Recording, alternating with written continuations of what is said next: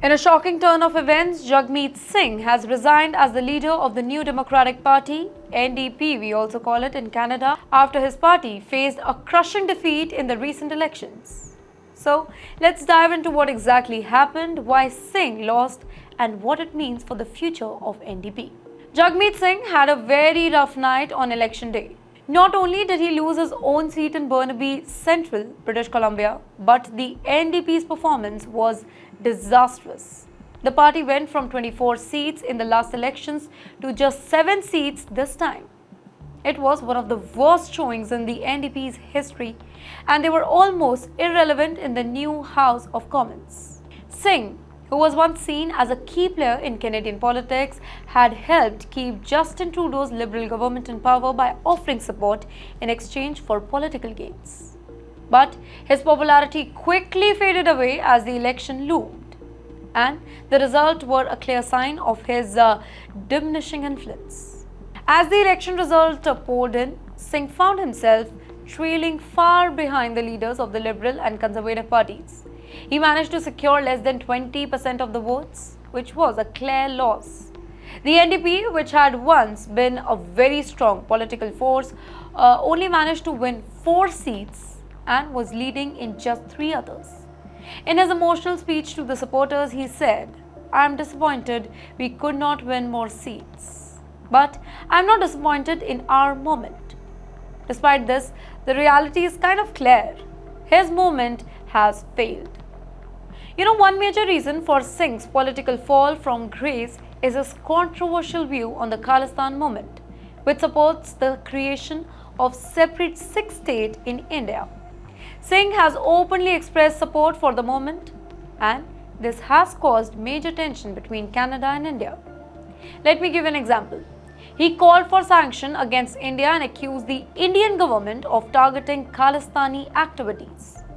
Now, this stance didn't sit really well with the many Canadians, specifically those who valued good relationship with India. Khalistan was seen as a divisive.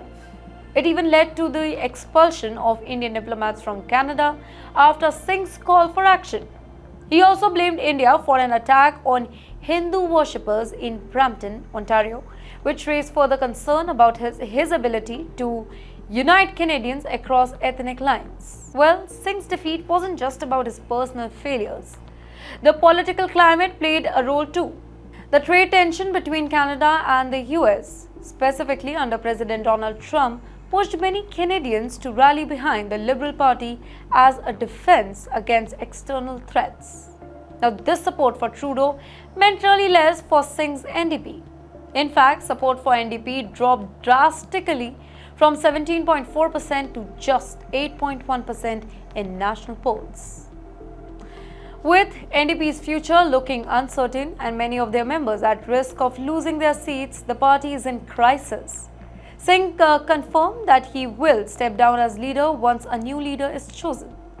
This leaves the door open for somebody new to take over and try to build the NDP from the ground base.